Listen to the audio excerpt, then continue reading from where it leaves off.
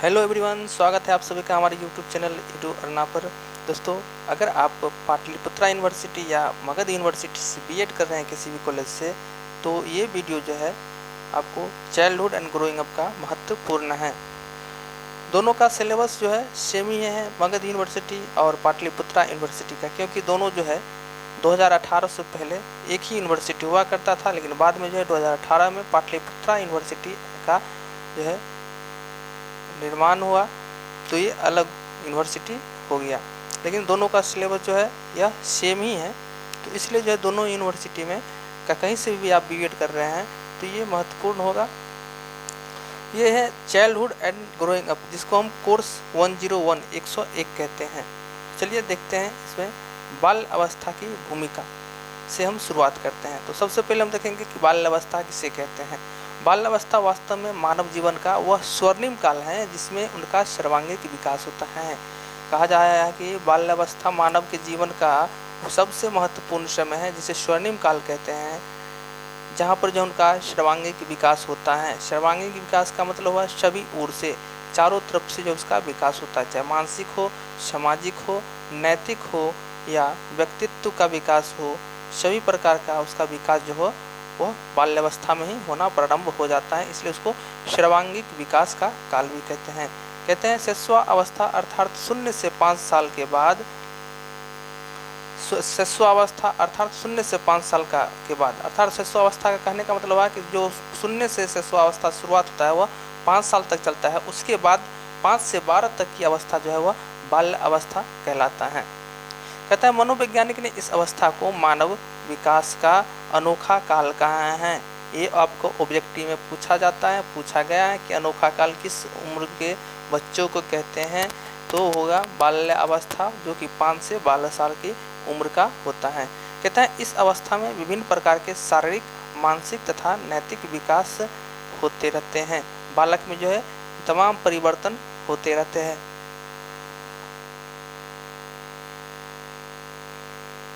अब जो आ गया है वह बाल्य अवस्था की मुख्य विशेषताएं, अर्थात जो बालक के बाल्य अवस्था जीवन काल होता है उस समय क्या क्या विशेषता होते हैं, इनके गुण क्या क्या होते हैं। तो पहला है कि उस समय शारीरिक व मानसिक स्थिरता हो जाती है, अर्थात 6 से 7 वर्ष की आयु के बाद बालक के शारीरिक एवं मानसिक विकास में स्थिरता आ जाती है।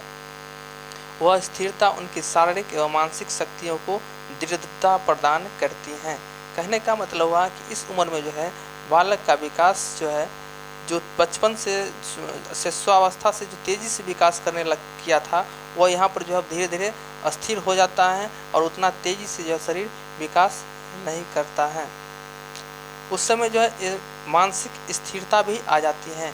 जो बच्चे के मन में जो एक हलचलाहट होती है, एक डर पैदा होती रहती है किसी भी बात को लेकर, वह जो है अब यहाँ से स्थिरता की शुरुआत हो जाती है।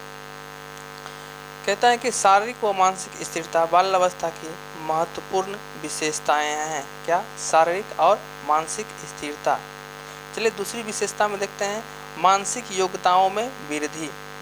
मानसिक योग्यताओं का मतलब हुआ कि उसके सोचने, समझने, तर्क वितर्क करने की जो शक्ति होती है, मानसिक योग्यता, उसमें जो है उसको वृद्धि होती है। कहता है कि बाल्यावस्था में बालक की मानसिक योग्यताओं में निरंतर वृद्धि होती रहती है। वह विभिन्न बातों के बारे में तर्क और विचार करने लगता है। उसमें पूर्व अनुभवों को स्मरण करने की योग्यता उत्पन्न हो जाती हैं। यहाँ कहने का मतलब हुआ कि बाल अवस्था में जो बालक की मानसिक योग्यताएं होती हैं, उसमें धीरे धीरे अब जो है लगातार उसमें जो है वृद्धि होने लगती है। किसी भी बारे में वो तर्क वितर्क करने लगते हैं, यानी किसी भी चीज़ को देखकर जो है वो सोचने और समझने लगते हैं कि यह ऐसा क्यों हुआ और यह इसलिए हुआ। उसमें जो है कहते हैं पूर्व अनुभवों को स्मरण करने की योग्यताएं उत्पन्न हो जाती हैं, अर्थात वो जो पहले कुछ सीखा था उसके अनुसार, उसके साथ जो आपको नई चीज़ को देख सीखता है, उस दोनों को जो है उसमें अनुसरण करके जो है वह सीखता है। या अर्थात अगर कोई बचपन में जो है कुत्ता को देखा है, वो भी 4 टांग का होता था, और बिल्ली को भी देखा है तो वो भी 4 टांग का होता है, लेकिन जो है दोनों की लंबाई में जो है पूर्व अनुमान में और नए में जो होता है, दोनों की लंबाई को स्मरण करके जो है वह पहचान जाता है कि कुत्ता जो है बड़े साइज का होता है और बिल्ली जो है छोटे साइज का होता है। तो यानी वो अपने नए स्मरण में जो पुराने जो ज्ञान था पुराने जो स्मरण शक्ति था, अनुभव था, उसको उन्होंने समाहित करके जो है अपना तर्क वितर्क करना शुरू कर देता है। कहता है अब जिज्ञासा की प्रबलता, जिज्ञासा मतलब इच्छा की प्रबलता। कहता है बालकों में जिज्ञासा की भावना प्रबल होती है। बालकों में क्या होता है, जिज्ञासा की जो भावना होता है, जागने की, कोई चीज़ समझने की, जानने का जो भावना होता है वो प्रबल होते हैं। वह जिस वस्तुओं के संपर्क में आता है उसके बारे में प्रश्न पूछकर जानकारी प्राप्त करना चाहता है। जैसे वह प्रश्न पूछता है, यह क्या है, यह क्यों हुआ, यह कब हुआ, यह कैसे होगा। देखते होंगे आपके भी परिवार में कोई बच्चा होगा बाल्यावस्था के अवस्था में, तो हर एक बार किसी भी चीज़ को देख के प्रश्न पूछता होगा। और चींटी भी चलता होगा तो उसको के बारे में आप अगर बगल में हैं तो आपसे सवाल करेगा कि ये क्या है, ये कहाँ जा रहा है। अनेकों सवाल जो है आपसे वह प्रश्न पूछना, यानी कि उसके अंदर में जो है एक जिज्ञासा रहती है कि हमें कोई अपना जो है सवाल का जवाब देकर संतुष्ट कर पे, कोई जो है वो हमें बताए इसके बारे में। तो वही कहता है कि तीसरा विशेषता जो है जिज्ञासा में प्रबलता होती है, यानी जानने की इच्छा उसको जो काफ़ी होती है। अब है रचनात्मक कार्यों में आनंद। रचनात्मक का मतलब हो जाए किसी काम को करने उड़ने में जो है उसे जो आनंद आता रहता है। कहता है बालक को रचनात्मक कार्यों में विशेष आनंद आता है।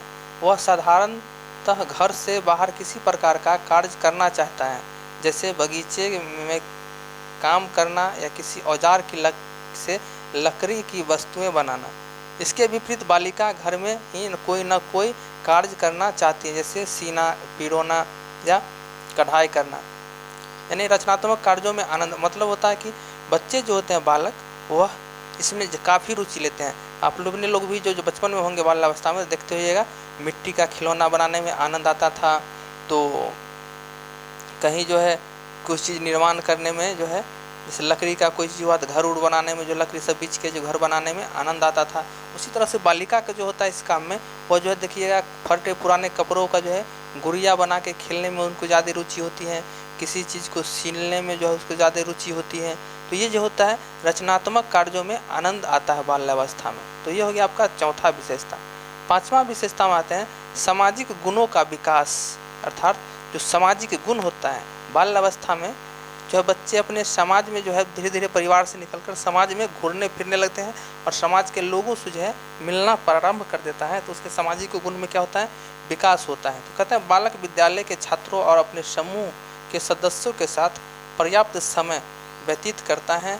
इससे उनके सारी सामाजिक गुणों का विकास होता है, जैसे सहयोग, सद्भावना, सहनशीलता, आज्ञाकारिता इत्यादि जो है उनमें सामाजिक गुणों का विकास होता है। क्यों? क्योंकि उस समय जो है बालक अपने साथी संगति से जो है स्कूल में हुआ, समाज में हुआ, आपस में मिलते रहते हैं, तो एक दूसरे से गुण सीख के जो है अच्छे गुण वो जो है अपने गुणों सामाजिक गुणों का विकास करते हैं। अब आता है छठा नंबर में नैतिक गुणों का विकास। कहते हैं इस अवस्था के आरंभ में ही बालक में नैतिक गुणों का विकास होने लगता है। 6, 7 तथा 8 वर्ष के बालकों में अच्छे बुरे के ज्ञान, न्यायपूर्ण व्यवहार, ईमानदारी और सामाजिक मूल्यों की भावना का विकास होने लगता है। देखिए इस अवस्था में होता है क्या, बालक में जो है नैतिक गुणों का जो है विकास होने लगता है। नैतिक गुणों का मतलब होता है कि उसमें जो अंदर में जो अच्छाई बुराई का होता है, ईमानदारी के राह पे चलना, चोरी न करना, इस सब के जो है उसमें समझ विकसित होने लगता है। अपने आप ने ऐसे माहौल मिलने के बाद जो है उसमें यह गुण जो है विकसित होने लगता है। कहता है बालक में अच्छे संस्कार परिवार में मिलते हैं। स्वस्थ परिवार में बालकों में नैतिक गुणों का विकास तेजी से होता है। अगर आपके परिवार में अच्छे गुणकारी परिवार हैं, माता पिता का संस्कार अच्छा है, तो इसमें उसके परिवार में जो बच्चे होंगे उसमें भी जो है तेजी से विकास होंगे नैतिक गुणों में। कहता है जैसे माता पिता का सम्मान करना, बड़े बुजुर्गों का पैर छूना, समय पर रोज पाबंद होना, अपनों से बड़ों के से अच्छे से व्यवहार करना। अगर उनके परिवार में उनके माता पिता में ऐसा गुण है तो उसके परिवार में जो बच्चे होंगे उनके बच्चे होंगे उनमें जो है यह गुणों का जो है बहुत तेजी से विकास होगा। तो ये था आपका छठा नंबर की विशेषता। सातवां विशेषता जो बाल्यावस्था में होगा बहिर्मुखी व्यक्तित्व का विकास। देखिए बहिर्मुखी का एक होता है अंतःमुखी, यानी आप में गुण है लेकिन आप छिपा के रखे हैं, तो हो गया आपका अंतःमुखी। एक होता है बहिर्मुखी, यानी आपके अंदर जो गुण होता है वो आप बाहर जो है प्रदर्शन, अपने हाव भाव से जो है उसको प्रदर्शित करना, उसी को जो है बहिर्मुखी व्यक्तित्व का विकास कहते हैं। शिष्यावस्था में बालक का व्यक्तित्व अंतर्मुखी होता है। जब बचपन होता है तो उसमें जो क्या गुण है क्या नहीं है वह जो है उसमें अंतर्मुखी होता है, उसको कोई नहीं जान पाता है, क्योंकि वह एकांत प्रिय और केवल अपने में ही रुचि लेने वाला होता है। यानी कि वह जो है बचपन में बच्चा कहता है कि वह एकांत मुखी होता है, अलग रहना चाहता है, भीड़ भाड़ से या किसी सामाजिक बच्चे से जो अलग रहना चाहता है, वो अपने माँ पिता के साथ ही रहना पसंद करता है और वो अपने आप में ही रुचि रहता है। इसके विपरीत बालक में जब उनका व्यक्तित्व बहिर्मुखी हो जाता है, क्योंकि वह बाह्य जगत में उनकी रुचि उत्पन्न हो जाती है। लेकिन जब बालक जो होता है बड़े होते हैं, बाल्यावस्था में आते हैं, तो उनमें जो है उनका व्यक्तित्व जो है बहिर्मुखी हो जाती है, बाहरी हो जाता है।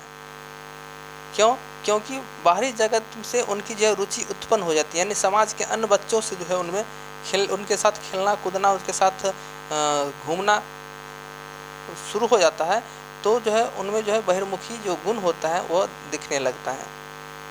व्यक्तियों के बारे में, अपने आसपास की चीज़ों के बारे में या कार्यों का अधिक से अधिक परिचय प्राप्त करना चाहते हैं। वह जो है आसपास के गांव के बगल में, गांव के बारे में, किसी के बारे में जो अपने संगी साथी से होता है बाल्यावस्था में, उसके बारे में जो है परिचय प्राप्त करना चाहता रहता अपने साथियों से।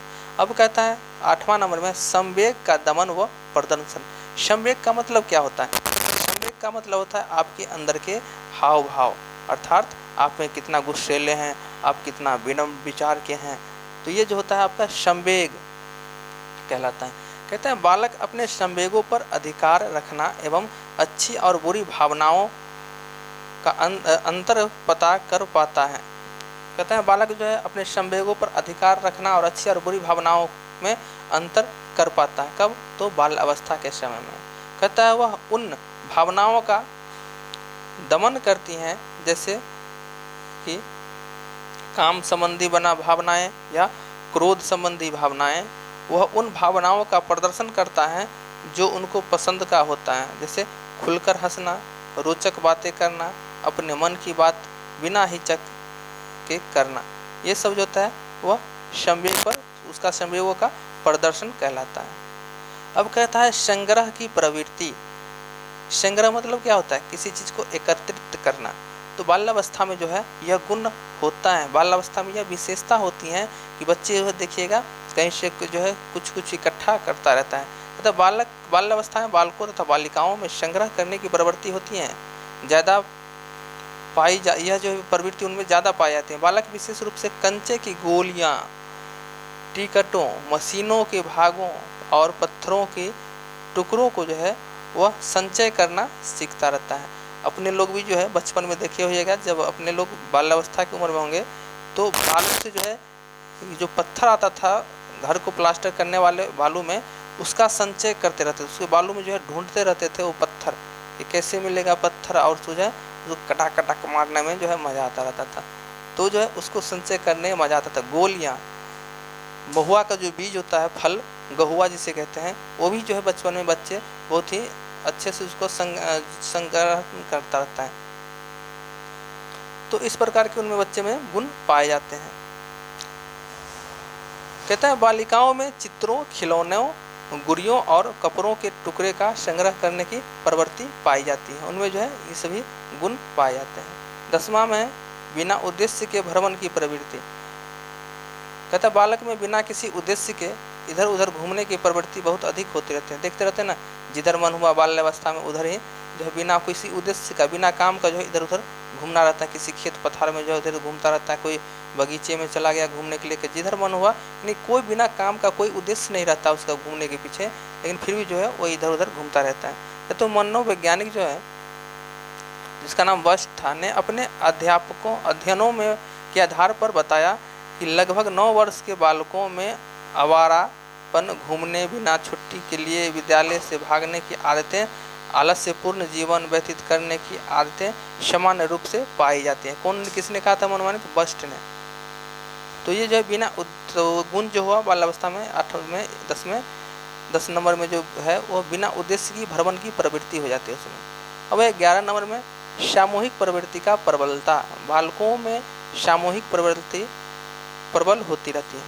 वह अपना अधिकतर समय दूसरे बालकों के साथ व्यतीत करने का प्रयास करता है, जैसे कबड्डी खेलना, क्रिकेट खेलना, कैरम बोर्ड खेलना, समूह में लड़कों के साथ घूमना इत्यादि जो है उसमें यह गुण पाए जाते हैं।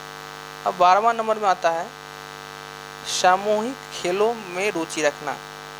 कहता है बालक को सामूहिक खेलों में अत्यधिक रुचि होती है। वह 6 से 7 वर्ष की आयु में छोटे छोटे समूहों में काफ़ी समय तक खेलता रहता है। खेल के समय में बालिकाओं की अपेक्षा बालकों में अधिक झगड़े होते हैं। 11-12 वर्ष की आयु में बालक दलीय खेलों में भाग लेने लगता है, यानी दलीय मतलब 2 पक्षों को में जो है अपना बांट के खेलना प्रारंभ कर देते हैं। 13 में रुचियों में परिवर्तन। अब जो उसकी रुचि जो होती है उसमें परिवर्तन, बालक की रुचियों में निरंतर परिवर्तन होता रहता है। वे अस्थायी रूप धारण न करके वातावरण से परिवर्तन करके जो परिवर्तन लाता के साथ परिवर्तन होती रहती है। अब 14 नंबर में वास्तविक जगत से संबंध।